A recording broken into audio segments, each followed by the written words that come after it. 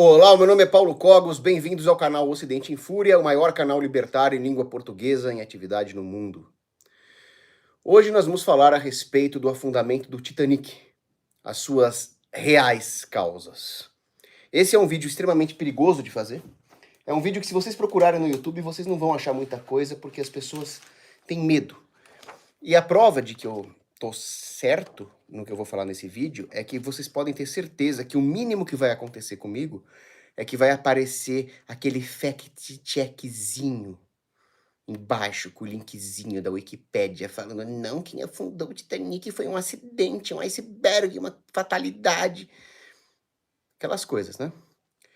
Muito bem, para nós entendermos quem afundou o Titanic e por quê, e que foram os Illuminati com o objetivo de criar o Federal Reserve americano, já dando spoiler, mas vamos entrar em detalhe, claro, nós temos que entender de onde esses caras vêm. Nós temos que entender primeiro, rapidamente, de onde vem a família Rothschild. Então, entre o século XVIII e o século XIX, Mayer Amschel Rothschild trabalhou como um Hofaktor, um sujeito que mexia com as finanças de um nobre. E este nobre era Wilhelm IX, príncipe eleitor de Hesse, uma região do Sacro Império Romano Germânico. Muito bem. Esse príncipe era um calvinista. Ele não estava sujeito, portanto, às imposições que a Igreja Católica tinha, as restrições católicas contra a prática de usura, e chamou um usurário, como o Mayer Amschel Rothschild, para mexer com as finanças dele e cobrar impostos. Então ele cobrava imposto do povão e praticava a usura, fraudes financeiras, juros abusivos fora do contrato, correção monetária, tudo aquilo que a Igreja Católica sempre fez muito bem em condenar. Em um certo momento, o Mayer Amschel Rothschild recebeu um dinheiro para financiar a Revolução Americana. Agora, me perguntem se ele mandou esse dinheiro para os revolucionários americanos. Não. Ele praticou a apropriação indébita, o embezzlement, como chamam em inglês. Ele simplesmente botou esse dinheiro no bolso. E com esse dinheiro, ele mandou o seu filho, Nathan Rothschild, para Londres, para montar o braço inglês da poderosa família Rothschild. Nós temos que entender que nessa época, o poder estava distribuído pelas casas reais, pelas casas nobres, como uma herança do feudalismo, que era uma coisa boa, um poder descentralizado. Mas isso, com o tempo, foi desaparecendo, porque devido à ausência de um livre mercado de defesa e um livre mercado de justiça, que é o que nós anarcocapitalistas defendemos, foi havendo uma gradual centralização, ainda mais com os erros filosóficos e teológicos que foram cometidos, nominalismo, reforma, etc. Mas o fato é que hoje muitos libertários erram de achar que o problema é só o Estado. O problema não é só o Estado. É verdade que o Estado permite que essas coisas aconteçam, mas muitas vezes agentes privados agem como um Estado e acumulam um poder até maior, que foi o caso da Casa Rothschild. Eles começaram a agir como um Estado, praticando fraudes, manipulando eventos geopolíticos, acumulando poder e mantendo até mesmo uma rede de espiões, uma agência de inteligência que dá chapéu em muitos estados-nação, justamente para saber tudo o que estava acontecendo na Europa e manipular cada evento na geopolítica europeia ou fora da Europa também, para obter o máximo lucro possível através da manipulação financeira. Então os Rothschild se tornaram muito mais poderosos do que muitos reinos, principados, ducados. Isso é um problema. Esses Hofactors acumularam poder suficiente para se tornarem grandes lobistas e assim driblar as antigas restrições católicas medievais à usura. Isso nos Estados Unidos se manifestou na forma do lobby junto a Alexander Hamilton, um dos pais fundadores, um dos mais estatistas, inclusive, que quando foi secretário do Tesouro americano, idealizou a formação de um banco central. Mas, na época de Alexander Hamilton, isso ainda era final do século XVIII, começo do XIX, certamente havia muita oposição à ideia de um banco central. Ainda existia a ideia de que os poderes deveriam ser descentralizados, até o exército se dava na forma de milícias dos estados. Então, James Madison, por exemplo, se opôs a essa ideia do Banco Central. Mas é uma ideia que os Illuminati, os lobistas, os Rothschild continuaram alimentando por muito tempo. E se não foi formado um Banco Central nos moldes modernos, muitas prefigurações de Banco Central foram aparecendo ao longo da história americana. E quanto mais os bancos se esquivavam das leis que restringiam a usura, das leis que restringiam a reserva fracionária, das leis que restringiam as fraudes financeiras e os monopólios, mais as pequenas crises cíclicas, as crises de boom e bust, as crises de negócios começaram a acontecer. E chegou um momento onde houve um grande pânico, que foi o pânico de 1907. Um pânico que, como todos os outros pânicos do mercado financeiro, ocorreram por reserva fracionária, porque os bancos emitiram moeda sem lastro. Essa é a causa de toda e qualquer crise cíclica. Não adianta culpar o capitalismo, não adianta culpar a ganância dos empresários, não adianta culpar o espírito animal dos investidores privados, que nem aquele babaca do Keynes. Não. A causa dessas crises é uma só: expansão monetária sem lastro, fraude, bancos insolventes, corridas bancárias, mau investimento. E a crise de 1907 foi assim. Porém, a crise de 1907, ela foi rapidamente debelada mesmo com uma regra que o governo inventou ali, de que os bancos não tinham a obrigação de indenizar os seus correntistas com moeda sólida. Era uma regra nova, uma regra absurda. Mas por que a crise de 1907 não foi pior? Não foi como, por exemplo, 1929? Porque o sistema bancário americano nessa época ainda era muito pulverizado. E a pulverização bancária, como Murray Rothbard explica brilhantemente, ela faz com que nenhum banco possa se manter muito alavancado por muito tempo. Porque rapidamente a interação entre os bancos, lidando com os depósitos de vários correntistas, imporia uma disciplina antes que uma crise muito grande pudesse ocorrer. Então essa pulverização bancária foi o que evitou que a crise fosse pior.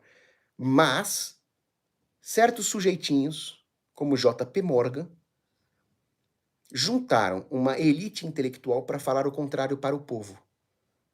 Eles quiseram vender para o povo a ideia de que a culpa era justamente da pulverização do sistema bancário e que para corrigir o problema deveria haver um banco central para disciplinar o sistema. E eles contrataram intelectuais, mas vamos lembrar de uma coisa: o povo não acompanha esses intelectuaizinhos de bosta.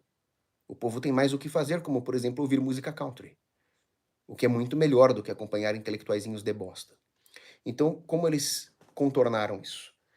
Eles, pela primeira vez, usaram campanhas de imprensa em massa, dizendo que o governo ia montar um comitê, um conselho. Não te lembra um certo pinguço de 9 dedos, essa conversa de conselho? Foi o que eles fizeram. E aí o povo fala: olha só, os experts estão se reunindo para resolver o nosso problema. Meu amigo, quando especialistas se reúnem para resolver o seu problema, pode ter certeza que você terá mais problemas do que você jamais teve. E foi exatamente isso. Convenceram o povo de que era necessário um banco central. E o Banco Central americano, Federal Reserve, ele surgiu, como explica o Murray Rothbard, em uma reunião secreta num lugar de elite chamado Jekyll Island Club. Uma reunião em 1910, presidida, adivinha por quem? Por JP Motherfucking Morgan. Ele estava presidindo isso. E ele queria colocar um banco central. Por quê? Por que que o JP Morgan tinha esse interesse? Muito simples. Ele foi contratado pelo governo britânico para que durante a guerra, que eles já sabiam que ia acontecer, que eles já estavam planejando para derrubar o que sobrou das monarquias católicas, mandar todos os títulos públicos dos governos da Entente, Inglaterra, França, para os Estados Unidos. Ou seja, haveria liquidez desses títulos. E os Estados Unidos, por sua vez, só poderiam sair comprando título de governo que está se endividando com gastos militares se ele pudesse jogar isso nas costas do pagador de imposto, certo? Para isso, ele precisaria de um banco central. Assim, ele poderia emitir moeda à vontade, comprar títulos ingleses à vontade, enriquecer o intermediário, que era o próprio JP Morgan, e toda esta conta que virá na forma de crises de inflação, quem vai pagar é a Dona Alzira de lá, a Mrs. Jones, sei lá, vamos inventar o nome da Dona Alzira americana. Esse era o interesse do JP Morgan. Porém, havia um detalhe. Nem todos os bilionários tinham interesse na criação de um banco central, justamente porque a criação de um sistema de banco central nos moldes atuais, como o Federal Reserve, iria cartelizar os bancos. E se cartelizassem os bancos, as empresas mais idôneas, não importa o tamanho, pode ter uma empresa bilionária idônea, elas teriam problemas em se financiar, porque elas seriam dependentes de um sistema bancário cartelizado, concorda? Então, alguns empresários eram contra esta palhaçada, por mais poderosos e bilionários que fossem. Muito bem, onde é que entra o Titanic nessa história? O Titanic é o seguinte, ele foi construído por uma empresa chamada White Star Line, que havia sido absorvida pela JP Morgan. A ideia do JP Morgan era justamente lançar navios gigantescos para eliminar qualquer concorrência. Então ele tinha o Mauritânia, o Lusitânia, e a ideia era lançar navios ainda maiores, que era o caso do Titanic, do Olympic e do Britannic. Ele também era dono das principais seguradoras. Então a ideia dele era usar todo o seu império financeiro, todos os seus esquemas de fraude, todo o seu lobby junto a governos, para cartelizar o setor de cruzeiros marítimos, e ele também tinha o controle das seguradoras. Então o que ele queria era um grande império que nem precisasse mais se submeter a certas regras de segurança, afinal ele também controlava um cartel de seguradoras. Grave, certo? Então, quando o Titanic foi lançado, em 1911, ele ainda tinha, lá pelas normas tácitas da construção naval, ele tinha que passar por certas checagens, por certas security checks, que não foram feitos. Ele falou, lança o Titanic assim mesmo, danem-se as checagens de segurança. E ele foi lançado, o Titanic, com várias falhas de segurança que, por sua vez, não foram checadas. Quando o Titanic foi zarpar, alguns bilionários, por uma, entre aspas, coincidência, não embarcaram no navio. Dentre eles, JP Morgan. Posso citar ainda Cornelius Vanderbilt. Posso citar ainda Marconi, que não inventou o rádio, mas ele manipulou o rádio naquela época justamente para causar o naufrágio do Titanic. Eu vou explicar por quê. Porque o verdadeiro inventor do rádio se chama Padre Landel de Moura, é um brasileiro católico, não é o Marconi. Além disso, o Titanic partiu com metade dos botes que deveria ter, se quisessem se preocupar com a segurança dos passageiros. E o capitão que foi selecionado para comandar o Titanic, Edward Smith, apesar de sua vasta experiência no mar, ele foi propositalmente selecionado porque ele não tinha nenhuma experiência com incidentes marítimos. Nos 40 anos de carreira do capitão Smith, ele não tinha passado por nenhum naufrágio, nenhum incidente, nada. Então, quando houvesse algum problema, ele também não ia saber lidar. Além disso, o Titanic saiu de Southampton com um incêndio nas suas caldeiras. Ele não deveria ter partido antes de debelar esse incêndio. Regrinha básica de segurança. Os rebites que foram usados para construir o navio eram de péssima qualidade. Tanto é que o Olympic, que era praticamente um navio gêmeo do Titanic, ele abalroou um navio militar num acidente e quase afundou. E com muita dificuldade chegou no porto. Era para todo mundo saber então que havia falhas graves de segurança no projeto. Mas nem por isso cancelaram a viagem do Titanic. Então, falavam que o Titanic era inafundável porque ele tinha uma tecnologia inédita de compartimentos que mesmo se inundassem, você poderia estancá-los para a inundação não passar para os outros compartimentos.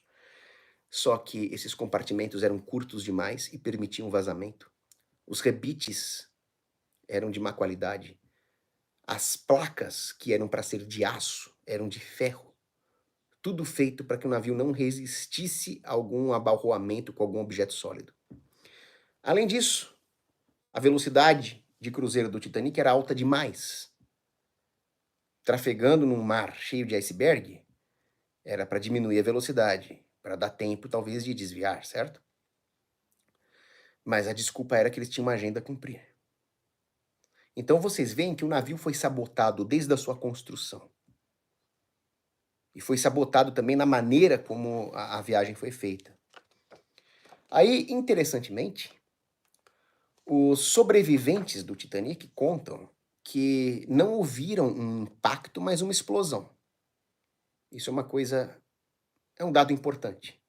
Agora, como os meus vídeos no meu canal são muito honestos, às vezes eu erro porque eu sou um ser humano falível, eu não tenho, durante a pesquisa que eu fiz, eu não encontrei provas de que o navio foi torpedeado ou alguma coisa assim. Então a ideia, ele foi torpedeado por alguém, botaram uma bomba no navio. Não, pode ser que tenha sido o iceberg mesmo. Mas tudo muito bem planejado e com todas essas falhas propositais de segurança. Aí conta-se ainda que os sobreviventes falaram que viram um navio se afastando da região. Então teria sido um submarino alemão, por exemplo, que torpedeou o Titanic e saiu de fininho? Não. A verdade é muito pior. Eu vou falar logo logo quem era esse navio que estava lá praticamente do lado do Titanic quando isso aconteceu. Sabe quem era? Era um navio chamado California. Um navio que recebeu pedidos de socorro e nada fez. Vocês sabem quem era o controlador da linha que operava o California? Adivinha? J.P. Motherfucking Morgan. E ele instruiu o capitão Stanley Lord para não fazer nada. Ele simplesmente ignorou o SOS do Titanic.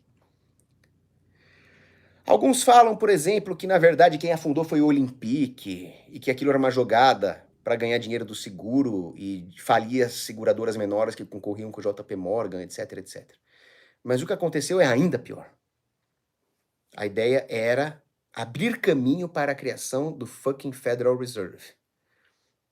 Então, como eu disse, antes desse sistema de banco central, as empresas costumavam se expandir incorporando o risco de emissão de debêntures. Agora, havia empresários que preferiam entrar em conluio com o sistema bancário do que correr esse risco, já que o sistema de banco central jogava esse risco nas costas do pagador de imposto. Mas também as firmas idôneas não queriam depender de um sistema cartelizado. Dentre estes empresários relativamente idôneos, que eram contra a criação do Banco Central, havia 3 homens bilionários: Jacob Astor, Benjamin Guggenheim e Isadore Strauss. O Jacob Astor era do ramo hoteleiro, o Benjamin Guggenheim tinha várias empresas na Europa, um império, e o Isadore Strauss, se não me engano, era o dono da loja de departamento Macy's. Eram bilionários, mas eram contra esse sistema, porque eles sabiam que, no final das contas, um sistema de banco central geraria uma depredação do valor monetário que seria compensada com a criação de outros impostos. Então, o imposto de renda vem junto com o Federal Reserve a partir de 1913. O Woodrow Wilson meteu tudo isso junto. Um sistema de expoliação do povo americano. E para não sentir a espiral inflacionária, metia o imposto de renda. Para não sentir o imposto de renda, metia a inflação. É assim que eles faziam, e esses empresários sabiam que um sistema de banco central seria assim e não queriam pagar esses impostos que necessariamente decorrem da criação de um banco central. Por isso mesmo, o plano era matar esses 3 homens. O plano era matar Jacob Astor, Benjamin Guggenheim e Isadore Strauss. Por isso que quando algumas pessoas vêm aqui no meu canal e falam: então quem controla todo esse sistema aí são os judeus? Não, porque o Astor, o Guggenheim e o Strauss eram judeus e morreram. Foram assassinados.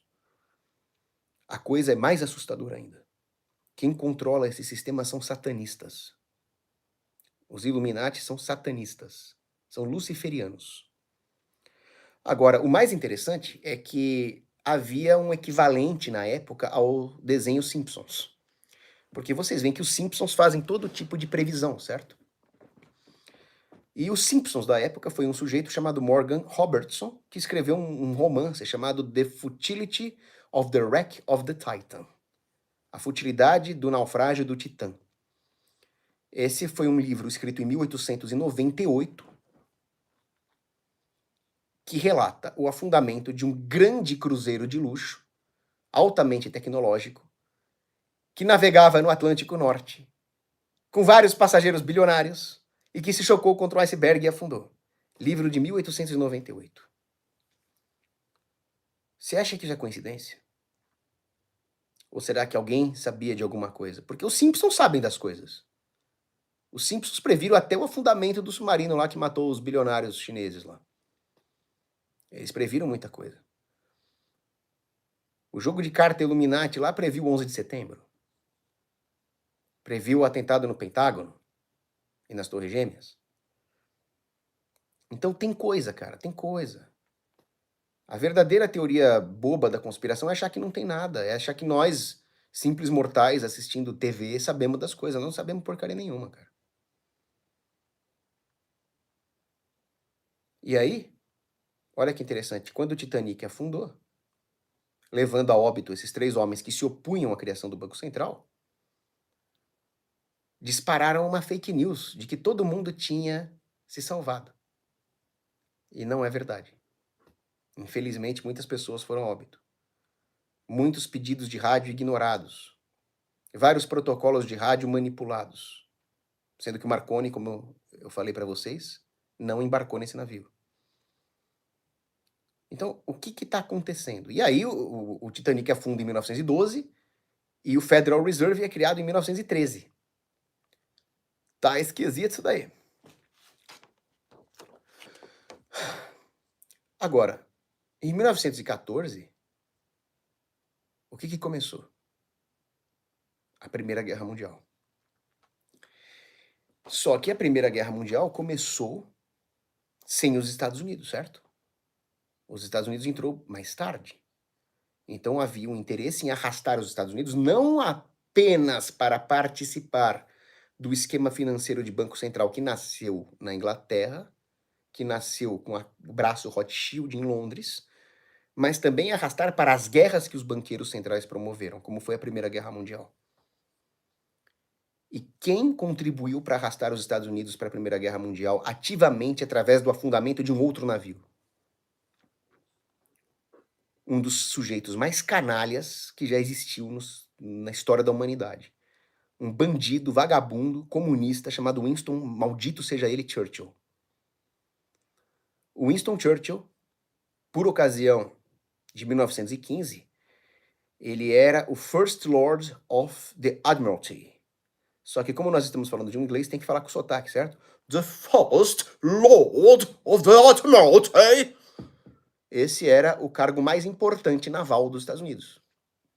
Um braço civil político que controlava a força naval inglesa. Que na ocasião era a marinha de guerra mais poderosa do mundo e que justamente rivalizava com a Alemanha pela hegemonia naval na região. O que aconteceu ali?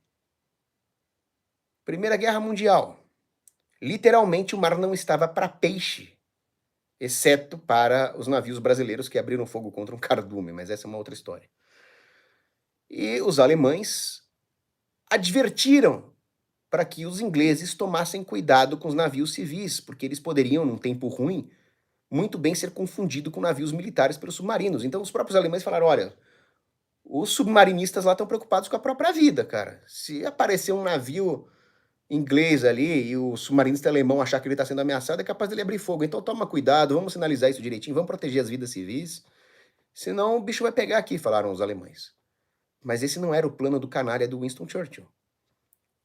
Primeira Guerra Mundial, você imagina como é que era a tecnologia de submarinos ali, era bem menos evoluída do que na Segunda, por exemplo, né? Então o que o Winston Churchill falou nessa ocasião?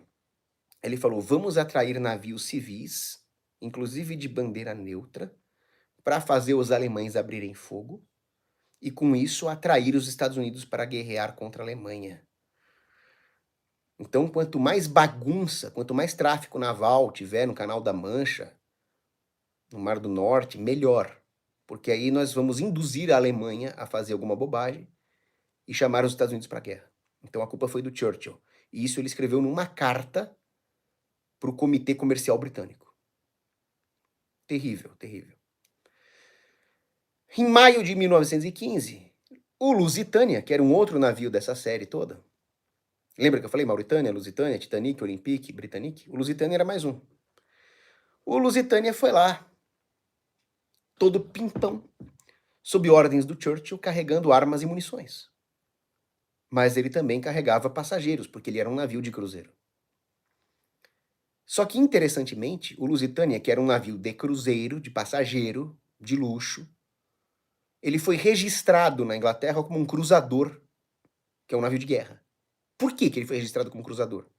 Para confundir quem? Tá esquisito isso daí. E por que um navio civil estava levando armas e munições?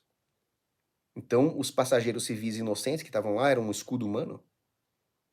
Tá esquisito isso daí. Bom, aconteceu o pior. Chegou um submarino alemão, viu o navio de bandeira inglesa, desconfiou que ele estava levando armas e munições, ele estava numa região que a Alemanha falou para eles não entrarem, perto da costa da Irlanda, e o submarino alemão abriu fogo. Torpedeou Lusitânia e acho que quase 2.000 passageiros civis inocentes foram mortos. Uma tragédia. Só que o Winston Churchill escondeu a realidade. Ele tinha controle de uma agência de inteligência antissubmarina chamada Room 40, o quarto 40. E para esconder a própria existência dessa agência de inteligência, o Churchill falou que os alemães estavam procurando um navio civil para afundar. Falou que 2 submarinos alemães, 2 U-boats, torpedearam o navio sabendo que era de passageiro. Não foi verdade. Foi um submarino que fez uma confuseba ali, uma bizonhice. Depois mudaram a narrativa. Mas a fonte mais fidedigna que eu vi foi um historiador chamado Colin Simpson, que escreveu um livro chamado Lusitânia, dizendo que houve toda essa manipulação, o registro do navio como cruzador, o transporte ilegal de armas, as cartas do Churchill falando que ele queria isso mesmo, e manejou tudo para que o Império Alemão não tivesse escolha, senão eventualmente acabar abrindo fogo contra um navio civil. Só que o próprio Kaiser alemão, que na época era o Wilhelm II, ele não queria isso. Tanto é que ele enfrentou o próprio comandante da marinha dele, que era o almirante von Tirpitz. O von Tirpitz falou, olha, cara, a culpa é dos ingleses, eles que estão colocando o civil nessa roubada, vamos abrir fogo e pronto. Mas o próprio Wilhelm II falou, não, cara. Vamos concordar, então, em não torpedear navios que possam ser civis. Navios neutros, então, nós não vamos atacar.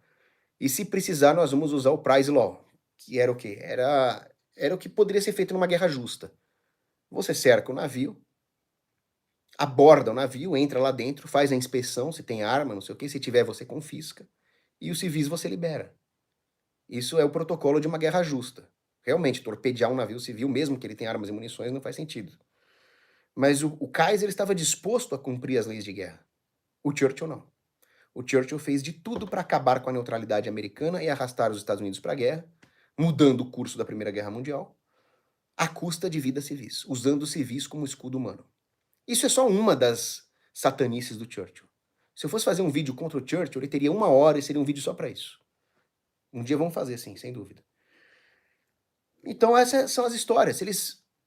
Se eles manipularam as coisas para torpedear o Lusitânia, para atrair os Estados Unidos para a Primeira Guerra Mundial, por que eles não armariam as coisas em relação ao Titanic para criar o Federal Reserve, que é quem financiou toda essa merda?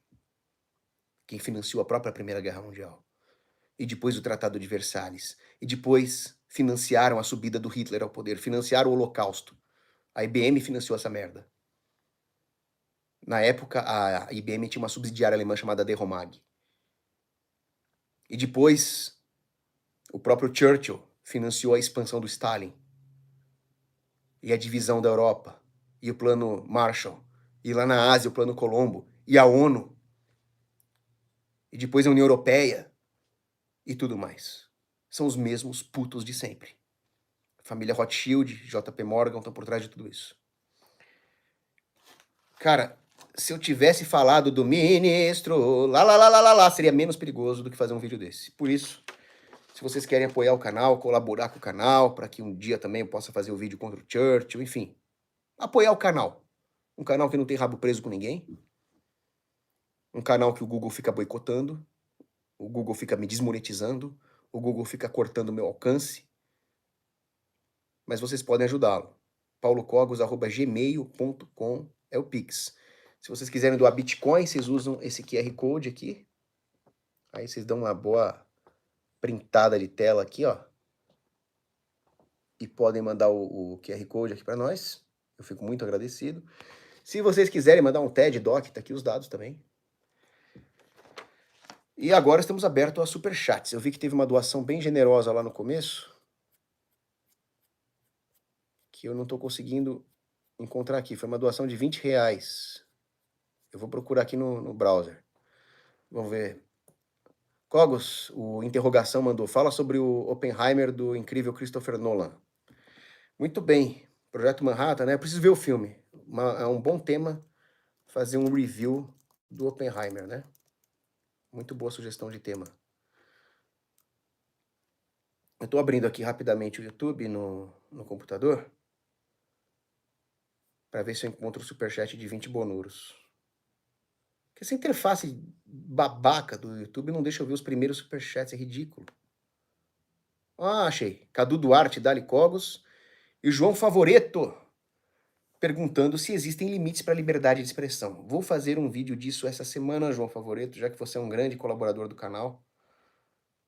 E é um vídeo que eu até queria fazer, eu conversei desse tema outro dia com o Matheus Larsan. Vamos falar disso. Mas eu vou dizer que existem sim. Não os limites lacradores, não a proibição de falar a verdade, mas existem limites que o próprio magistério católico nos impõe. Bom, tem mais algum superchat aí? Agora estamos abertos a superchats. Eu não queria falar no meio ali para não perder a linha de raciocínio de um tema tão importante. Amanhã, para os membros do canal, eu vou lançar a aula 22 do curso de História da Filosofia, onde nós vamos falar sobre ética e moral em Platão. E se vocês quiserem colaborar aqui, lembrando que os membros do canal podem ter acesso a todo o curso de História da Filosofia na íntegra por apenas 5 bonuros mensais aí. Mas se vocês quiserem colaborar nos níveis superiores, eu agradeço muito e quero lançar conteúdo só para vocês também. Lígia Cogos mandando 54 bonuros e 90 laurinhas. Muito bem, pessoal. Esse foi o vídeo de hoje. Excelente domingo, dia do Senhor. Abraço. Opa. Felipe, R$2. Cogos, acha que os globalistas vão cair um dia? Eu tenho certeza. Eles vão cair quando Jesus voltar. Isso eu não tenho a menor sombra de dúvida. Só que eu não sei o que vai acontecer neste ínterim. Vai chegar um ponto em que os globalistas vão aparentar um certo triunfo quando vier o reino do anticristo. Mas como eu disse, é um triunfo aparente, né? No final, o anticristo vai ser derrotado. É aquela coisa, né? Como é que eu durmo sabendo que o mundo jaz no maligno e os globalistas dominam o mundo? Eu durmo aterrorizado. De repente eu olho para a cruz e lembro que no final Jesus vence. Aí eu durmo tranquilo. É mais ou menos isso. Wesley Souza perguntando o que eu acho do físico Oppenheimer. Pois é. Ele foi justamente contratado para acelerar o projeto Manhattan o máximo possível, dando aos Estados Unidos uma janela de monopólio nuclear que eles usaram da pior forma possível. Esse é o Oppenheimer. Houve também uma campanha para destruir qualquer pretensão nuclear dos concorrentes, seja da Alemanha, da Rússia. E a ideia era bombardear cidades católicas japonesas, num ato de terrorismo nuclear, né? Mas eu vou ver o filme e vou fazer um review. E o Zaratrusta Oromazdes perguntando quando sai o curso de História do Brasil. A minha ideia é lançar no 7 de setembro. Justamente porque nós vamos expor também os podres do Dom Pedro e da Independência, numa das aulas. Então é isso, pessoal. Abraço.